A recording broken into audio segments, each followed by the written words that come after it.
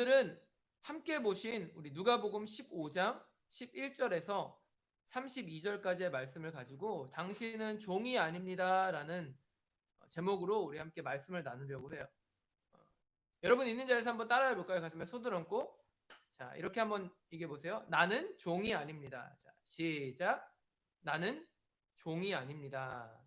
자, 우리는 종이 아니라 하나님의 자녀이고 하나님 천국 그 왕궁의 왕자와 공주, 왕의 신분을 가진 자들이라고 성경이 말하고 있죠. 그런데 때로는 우리의 마음이 그렇게 성경에 나와 있는 가치들을 따라가지 못하고 무너지고 조금은 움츠려들고 또 부정적인 생각을 하는 순간들이 참 많이 찾아오는 것 같아요. 그래서 오늘은 좀 그러한 마음들을 새롭게 바꾸자라는 우리 생각을 가지고 우리가 종이 아니고 하나님의 자녀이며 왕의 신분을 가진 자들이라는 것을 다시 한번 말씀을 통해서 우리가 찾고 또 그 마음으로 오늘 기도하는 그런 시간들을 가졌으면 좋겠어요. 자, 여러분 아마 어린 시절 한 번쯤은 왕자와 거지라는 소설에 대한 이야기를 들어보신 적이 있을 거예요. 쌍둥이처럼 똑같이 생긴 이 왕자와 거지가 이제 서로 옷을 바꿔 입은 뒤에 한 번도 경험해보지 못했던 서로의 삶을 대신 살아보는 그런 내용을 담은 소설이죠. 왕자가 이제 왕실에서 무료하고 좀 묶여있는 답답한 삶이 싫어서 자신과 똑같이 생긴 거지를 발견하자 그에게 한 가지 제안을 하는 거예요. 너가 왕실에서 내 흉내를 내. 내가 나가서 좀 편안하게 있다가 올게. 라고 이제 해서 서로 인생을 체인지하는 그런 이야기가 담겨져 있는 소설이에요. 그런데 참 이상한 것은요. 그 이야기 속에서 왕자로서 이제 삶을 시작한 거지의 모습이 나타나고 있는데 그 모습이 우리가 생각하는 것처럼 그렇게 행복하게 그려지고 있지 않다라는 거예요. 여러분 그 이유가 무엇일까요? 자신의 삶에 가난했고 길바닥에서 살았던 그 천한 삶을 다 이제는 뒤로 하고 왕실에서 편안하게 살 수 있게 됐는데 왜 소설에서는 이 왕자가 된 거지의 그 모습을 행복하게 그리고 있지 않냐는 거예요. 그 이유가 무엇이죠? 그것은 바로 그 왕자가 된 거지죠. 그 거지가 왕자로서 살기 위한 준비를 전혀 하지 못한 채 왕실에 들어왔기 때문이에요. 처음 왕자의 제안을 받았을 때에는 아마 분명히 화려하고 근사해 보이는 그 왕궁을 바라보며 부품 꿈을 막 꾸었을 거예요. 그렇게 마음 가득 왕실 생활에 대한 어떤 기대를 품으면서 옷을 바꿔 입은 뒤 왕자로서의 삶을 이제 시작했을 거라는 거예요. 그런데 문제는요, 그렇게 시작한 왕자로서의 삶이 생각만큼 그리 좋지 않았다라는 거예요. 꿈은 달콤했지만 현실은 고통 그 자체였다라는 거죠. 왜 그럴까요? 그 이유는 왕자로서 살기 위해 필요한 그 어떤 것도 그가 사전에 미리 배우지 못했기 때문이에요. 정치, 경제, 사회, 문화, 예술 등 심지어는 무술도 배워야 돼요. 이런 왕이 되기에 필요한 여러 가지 학문적 소양들을 그가 전혀 쌓지 못한 거예요. 심지어는 기본적인 왕실의 식사 예절조차도 알지 못했을 수도 있어요. 다시 말해 왕자의 흉내는 낼 수 있지만 진짜 왕자로서의 삶을 살기에는 턱없이 이제 부족한 상태였다라는 거죠. 그렇게 이제 좋은 음식을 먹고 안락한 침대에서 따뜻한 왕실에서 잠을 청할 수 있어도 마음이 편치가 않은 거예요. 왕자로서 처리해야 될 일들을 신하들이 갖고 오면은 그거를 처리할 능력이 전혀 없기 때문이죠. 그런데 어쩌면 오늘 우리들의 모습이 이 왕자와 거지에 나오는 왕자가 된 거지의 모습과 비슷하지 않나라는 생각을 해봐요. 왜 그런가요? 그것은 오늘 우리들 역시도 우리들을 하나님이 왕의 자녀로 불러주셨는데 예수님의 값없는 은혜로 그렇게 왕의 자녀로 우리를 불러주셨는데도 불구하고 우리의 신분에 맞지 않는 종과 같은 거지와 같은 행동과 생각을 가지고 살아갈 때가 있기 때문이에요. 하나님이 여러분을 처음 부르셨을 때 우리가 한번 생각해 볼까요?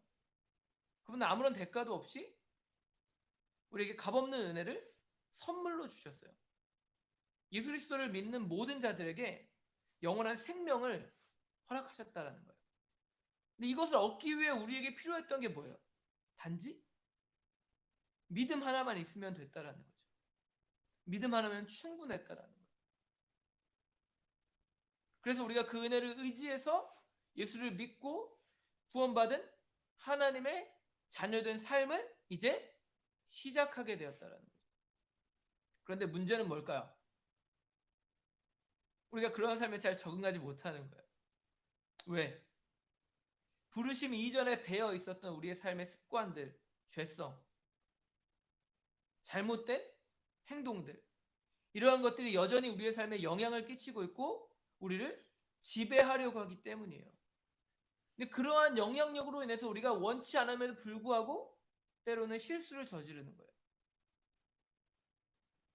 주님의 은혜에 합당한 거룩한 삶을 살아내지 못했다라는 거죠.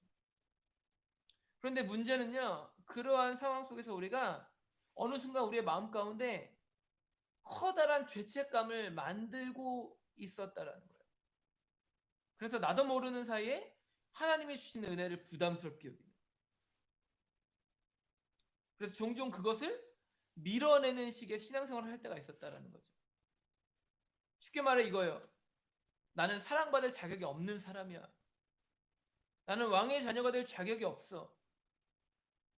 마치 그 왕실에 있는 그 거지가 왕자 흉내를 내지만 나는 거지야. 나는 아무것도 알지 못해. 나는 자격이 없어 라고 말하는 것처럼 그렇게 생각하면서 낙심하는 것처럼 우리 자신이 하나님 자녀가 되었음에도 불구하고 그런 생각과 그런 가치관을 갖고 살 때가 너무나도 많았다라는 거예요. 무엇 때문에? 죄책감 때문에. 그런데 여러분 우리가 주의 깊게 생각해 봐야 될 것이 무엇이냐면은 바로 그러한 상황 속에서 하나님이 우리를 먼저 놓으신 것이 아니라는 거예요. 죄책감으로 인해서 우리가 먼저 하나님의 손을 놔버린 거라는 거죠. 왜? 나 스스로가 나는 하나님께 사랑받을 자격이 없는 자야 라고 생각하면서 그렇게 신앙생활에서 우리가 스스로 멀어지는 길을 선택했기 때문이에요. 근데 여러분 하나님을 생각해 보세요. 하나님이 우리의 죄와 우리 연약함 때문에 우리를 내팽개치신 적이 있으신가요? 하나님은 정말 그런 분이신가요? 성경은요 주님이 단 한순간도 우리를 내팽개친 적이 없다라고 말하고 있어요. 그분이 우리 가운데 손을 내미셨는데 그 내미신 손을 한 번도 거두시지 않았다라는 거예요. 때로는 죄 가운데 있는 이스라엘 백성들을 주님께서 징계하셨지만 그들에게 고난을 주셨지만 그 고난 역시도 그들을 다시 하나님의 품으로 불러 모으기 위한 하나의 방법이었다라는 거예요. 주님은 한 번도 우리를 홀로 두지 않으셨고 우리가 고통당할 때에도 우리가 죄책감 가운데 휩싸여 있을 때에도 우리가 눈물 짓는 상황 가운데 있을 때에도 늘 우리 곁에서 우리를 부르고 계셨다라는 거예요. 우리가 함께 읽은 본문을 생각해 볼까요? 오늘 본문 속에 둘째 아들이 나오죠. 탕자의 비유 우리가 잘 아는 비유예요. 자신의 아버지에게 엄청난 불효를 저지르고 있어요. 아버지가 돌아가시기도 전인데 아버지에게 지금 내가 받을 유산을 나에게 주세요라고 이야기하고 있어요. 그런데 이게 당시 사회 속에서 엄청난 불효일 수밖에 없었던 이유가 있어요.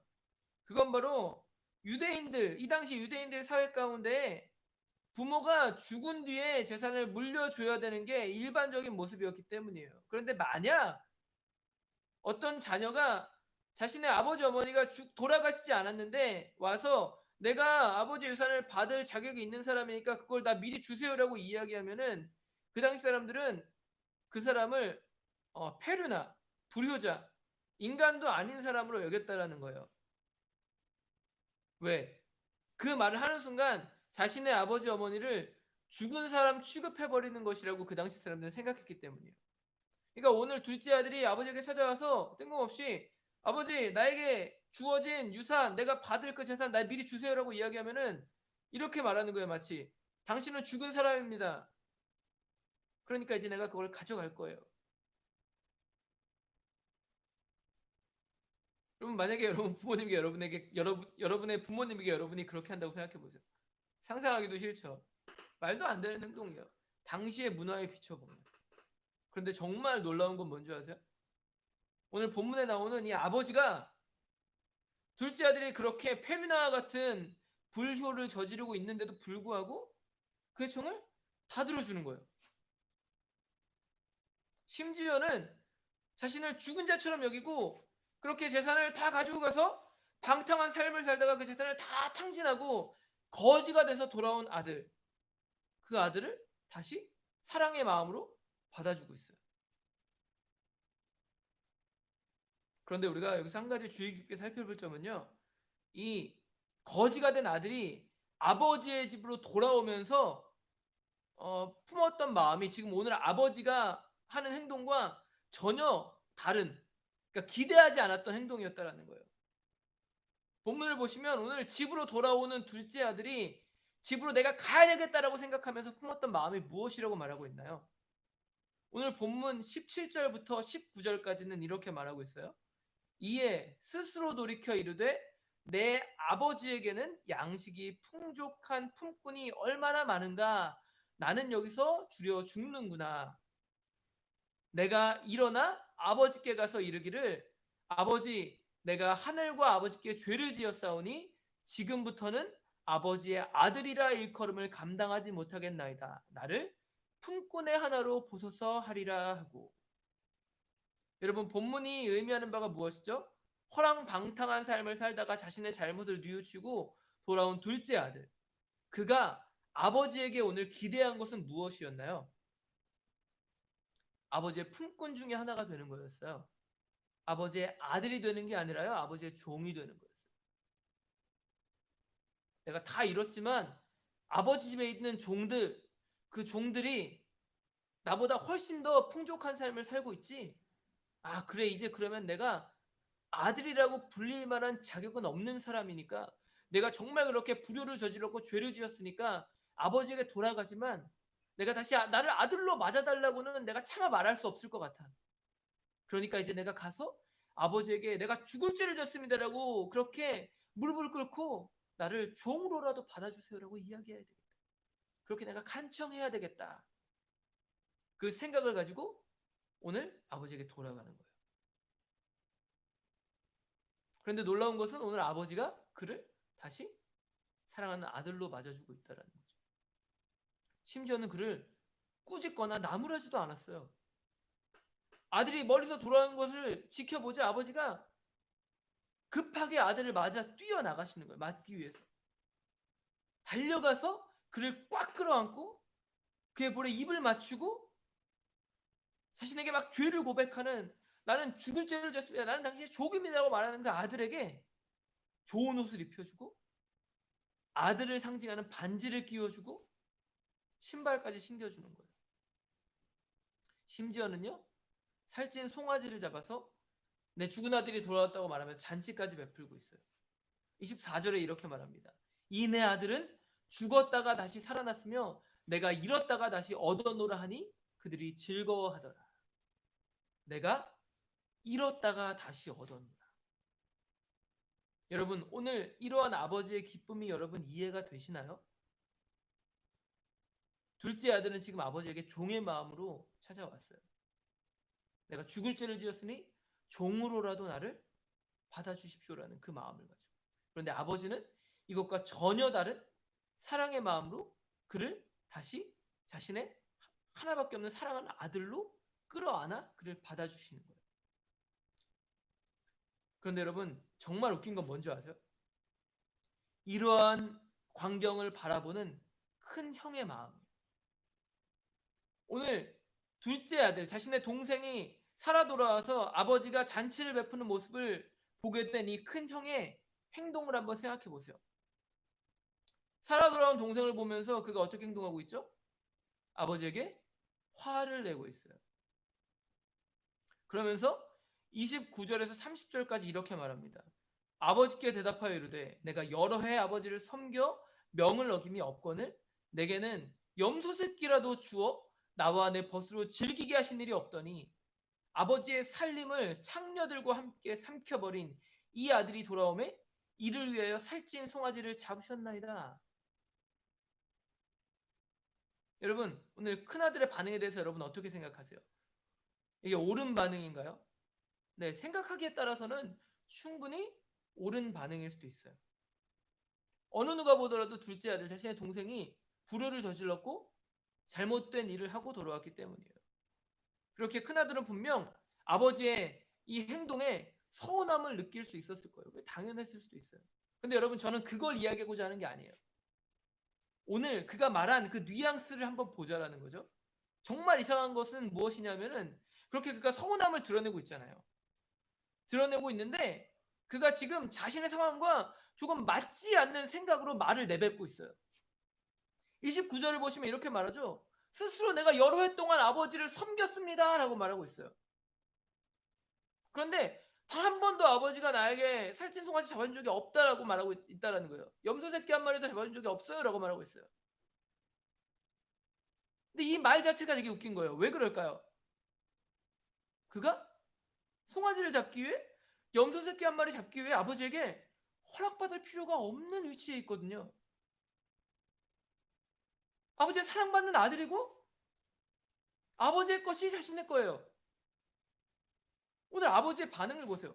31절에 아버지가 뭐라고 말하고 있나요? 이렇게 말해요. 아버지가 이르되 예 너는 항상 나와 함께 있으니 내 것이 다 너의 것이다 라고 말하고 있어요. 무슨 말이에요? 아버지의 것이 모두 큰아들의 것이라는 거예요. 송아지를 잡기 위해서 허락받거나 잘 보일 필요가 없다라는 거예요. 그런데 문제는 오늘 큰아들이 아버지와 자신의 관계를 그러한 식으로 생각하지 않았다라는 거예요. 무슨 말인가요? 아버지와 자신의 관계를 종과 주인의 관계로 생각하면서 아버지의 집에서 살고 있다라는 거죠. 아버지와 함께 살고 있음에도 불구하고 이런 어처구니 없는 생각을 하면서 살아가고 있다라는 거예요. 본질적으로 볼 때 오늘 이 작은 아들, 둘째 아들과 큰 아들, 동생과 형의 그 모습이 다르지 않다라는 거예요, 여러분. 둘 다 종의 마음을 가지고 아버지에게 잘 보여야지만 내가 먹고 살 수 있다는 생각을 가지고 그렇게 오늘 아버지를 대하고 있다는 거죠.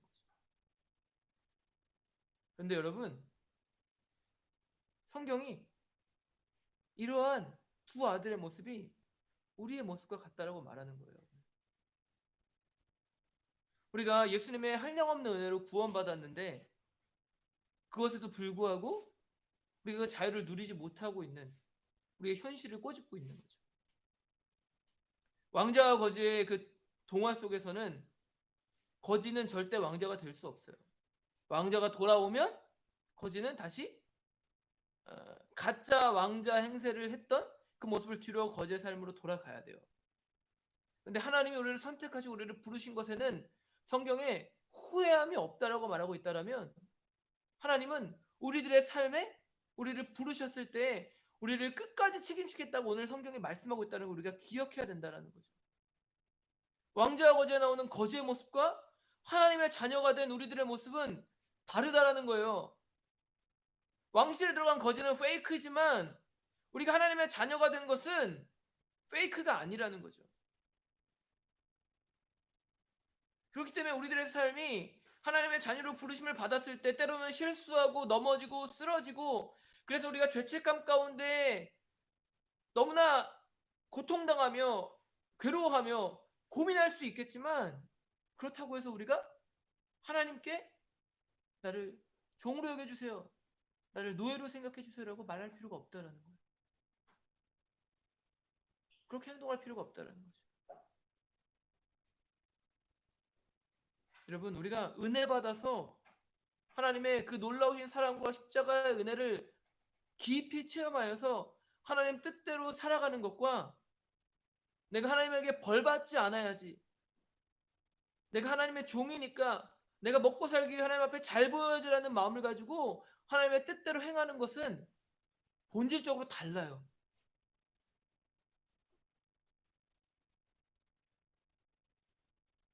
하늘과 땅만큼의 차이가 있을 정도로 다르다라는 거예요. 그러므로 우리의 생각을 바꿔야 돼요. 하나님 우리 가운데 오늘 뭐라고 말씀하시나요? 나는 네가 어떠한 모습이든 너를 사랑한다라고 말씀하세요.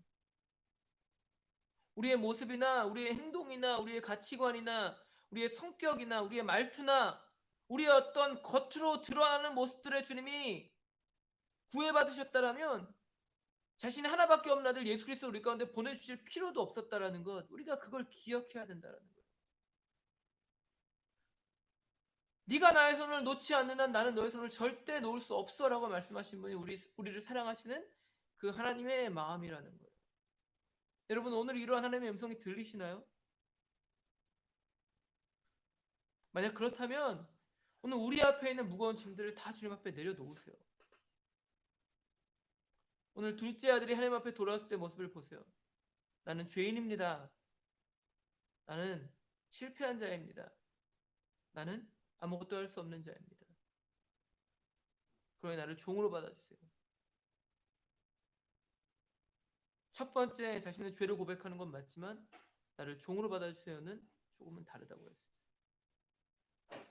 우리는 하나님의 사랑받는 자녀라는 사실을 기억하며 다시 한번 우리의 죄를 고백하되 하나님의 능력을 힘입어서 하나님의 은혜를 깨달아 하나님의 뜻대로 살아갈 수 있는 그 힘을 예배를 통해서 얻어야 할 줄 믿습니다. 그러니 오늘 우리 안에 있는 여러분 무거운 짐들을 다 내려놓으시기 바라요. 우리의 실패와 우리의 어두움, 특별히 우리가 처해 있는 이 현실, 코로나 바이러스라는 어려움 때문에 팬데믹으로 인해서 갇혀있는 현실까지도 다 주님 앞에 내려놓고 여러분 있는 그 자리에서 주님 앞에 무릎으로 나아가시기 바랍니다. 그러면 주님이 여러분의 삶을 다시 일으켜 세우실 거예요. 우리의 더러워진 옷을 깨끗한 새 옷으로 바꿔 입혀주실 거예요. 손에 아들을 상징하는 반지를 끼워주시고 새 신을 신겨주시고 살찐 송아지를 잡아주시며 잃어버린 내 아들이 돌아왔다라고 말씀하시며 기뻐 뛴뛰며 우리 가운데 노래를 부르실 거예요. 이게 우리를 향한 하나님의 마음이기 때문이에요. 여러분 답답한 현실에 갇히지 않게 되기를 바랍니다.